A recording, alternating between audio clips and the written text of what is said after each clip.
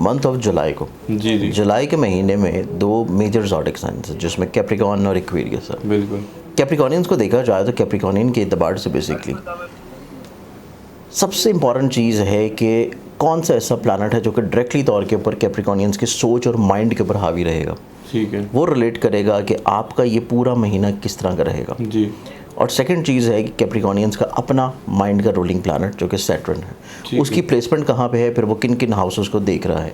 तो कैप्रिकॉर्नियंस के सोच में, मिजाज में वो तमाम तर चीज़ें पूरे महीने में चलती रहेंगी। जी। अब इसमें सबसे पहले देखा जाए तो मरकरी डायरेक्ट प्लेसमेंट में भी, फिर रेट्रोग्रेडेड प्लेसमेंट में भी 7वें घर में रहता हुआ सीधा कैप्रिकॉर्नियन को उनके जहन और सोच को देख रहा है। ठीक है। उसके बाद कैप्रिकॉर्नियंस का अपना रूलिंग प्लैनेट ज़ाइचे के 3रे घर में मौजूद है और यहाँ से इसकी काफ़ी अच्छी प्लानिटरी एस्पेक्ट जो हैं तस्दीस की भी, ट्राइन की भी, काफ़ी मेजरली प्लानिटरी पोजीशंस के साथ बनेंगी, क्योंकि कुछ स्क्वायर की प्लेसमेंट्स भी हैं और स्क्वायर के अतबार से इनको थोड़ी सी एहतियात भी करनी होगी। उसके बाद जब मरीख ज़ाइचे में तब्दील हो जाएगा तो सबसे कमज़ोर और ख़राब नज़र भी हमें मंथ ऑफ जुलाई में देखने को मिलेगी जो कि सैटर्न की और मार्स की अपोजिशन की नज़र है। तो इस अतबार से इनके लिए उन डेट्स में भी चीज़ें निस्बतन बहुत ज़्यादा एहतियात वाली होंगी। ठीक है। अब कैप्रिकॉर्नियंस के लिए पूरा महीना अगर हम लोग एनालाइज करेंगे, पूरा महीना इनका गुजरेगा कैसे।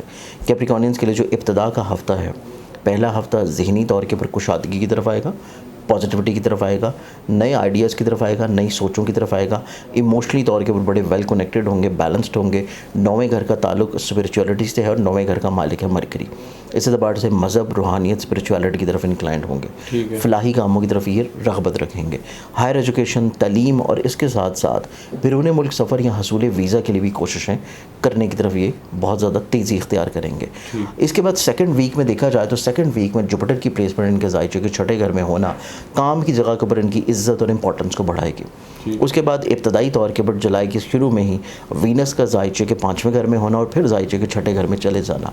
कैप्रिकॉर्नियंस के ज़ाइचे में एक तो इज़हार मोहब्बत से जुड़े हुए मामलात में खूबसूरती, पॉजिटिविटी और इसके साथ साथ कहीं ना कहीं पे अपनी ज़िंदगी में ये इस तरह की सफ़र पे या इस तरह की जो है अपनी इज़्दवाजी तौर पे ज़िंदगी या अपना ज़िंदगी का हमसफ़र तलाश करने की तरफ इनकी सोच होगी जो कि इनके आबाई शहर वतन से दूर हो।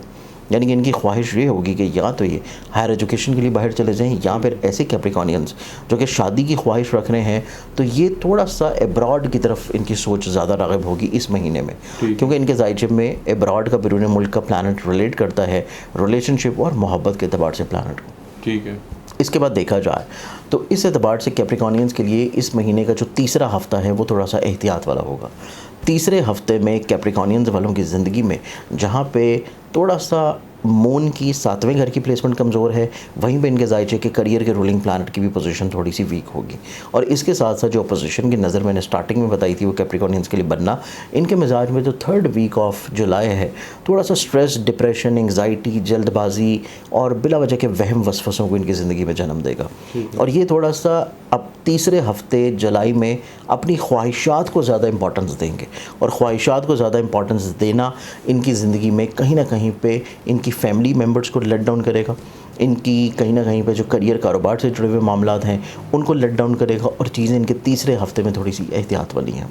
अब 4थे हफ़्ते की बात कीजिए तो 4थे हफ़्ते में निस्बतन चीज़ें दोबारा से फिर आपके लिए बेहतरी होना शुरू होगी। कैप्रिकॉर्नियंस के लिए दोबारा से फिर इमोशनली तौर के ऊपर चीज़ों का बेहतर होना और चीज़ों में दोबारा वही जज्बा, वही हरारत और वही तेज़ी देखने को मिलना जो कि जुलाई के पहले हफ़्ते में थी। चीज़ें आखिरी हफ़्ते में दोबारा से फिर मुस्बत पहलुओं की तरफ आना शुरू होंगी।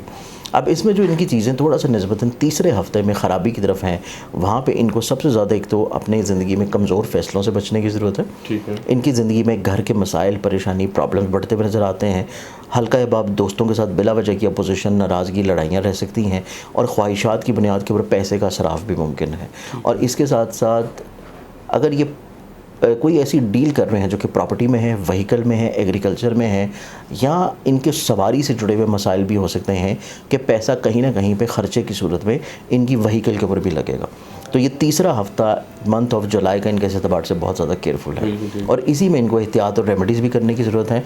और ये जो एहतियात या सदका या रेमेडी करेंगे पूरे महीने हर मंगल वाले दिन कोई भी लाल रंग की चीज़ सदका के तौर के ऊपर दे दिया करें तो उससे इनकी ज़िंदगी में मसले, मसाइल, परेशानियाँ बची रहेंगी। ठीक है। अब हम आ जाते हैं अगले ज़ोडिक साइन की जानिब।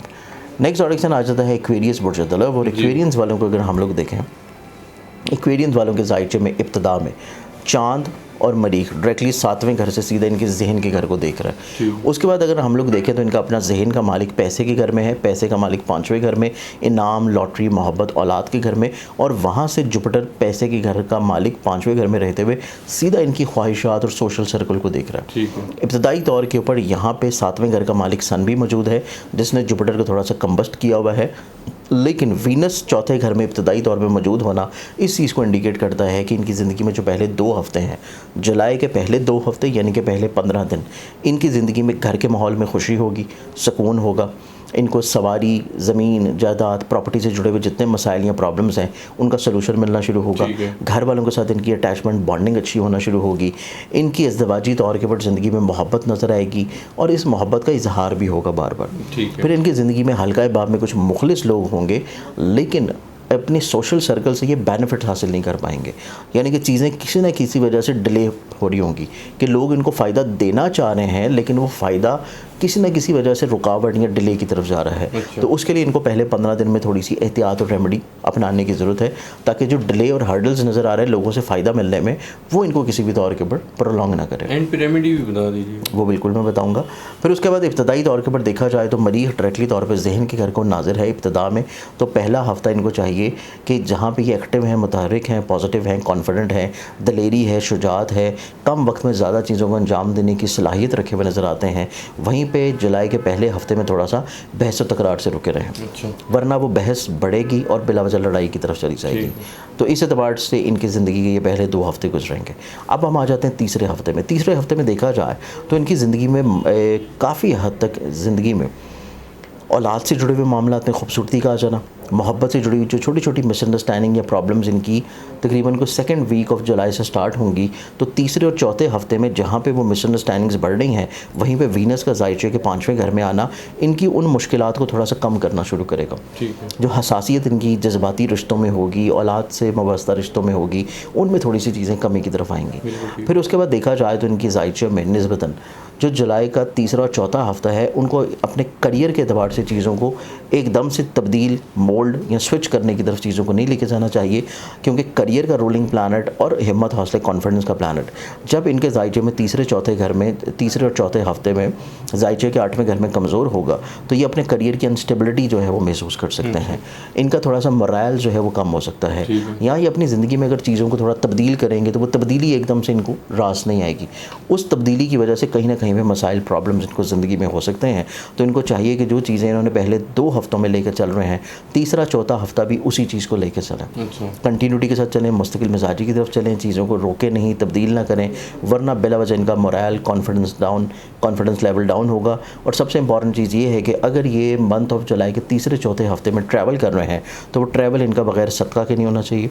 ट्रैवल इनका बिला मकसद नहीं होना चाहिए। उसका जो मकसद है, पर्पज़ है, वो इनको ज़हनी तौर पे क्लियर हो, और दौरान सफ़र या अपने डॉक्यूमेंटेशंस, लगेज वगैरह इस चीज़ की भी बहुत ज़्यादा केयर करें, क्योंकि तीसरे का रूलिंग प्लानट ट्रैवल को रिलेट करता है, जो कि डोमेस्टिकली तौर पे है, और डोमेस्टिक ट्रैवल का प्लानट जब कमज़ोर होगा तो दौरान सफ़र बिला वजह हर्डल्स, परेशानियाँ होने के चांसेस हैं। ठीक है। तो इस एतबार से जो रेमेडीज़ इनकी आएंगी, जो कि सबसे इंपॉर्टेंटली तौर के ऊपर जुलाई के पहले हफ्ते की है, वो इन्होंने सदका देना है मंगल वाले दिन हस्बे दफ़े किसी भी लाल रंग की चीज़ का।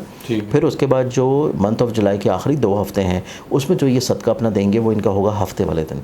ब्लैक कलर की किसी भी चीज़ का या हफ्ते को दे दे, या उसको आप सोमवार वाले दिन दे दें। काले रंग की कोई भी चीज़ सदका के तौर के ऊपर दें, तो इनकी ज़िंदगी में बिला वजह जो आखिरी 2 हफ्तों में मसले, प्रॉब्लम्स, हर्डल्स और कॉन्फिडेंस लेवल का कम होना नज़र आता है, वो इंशाल्लाह जो है नहीं होगा।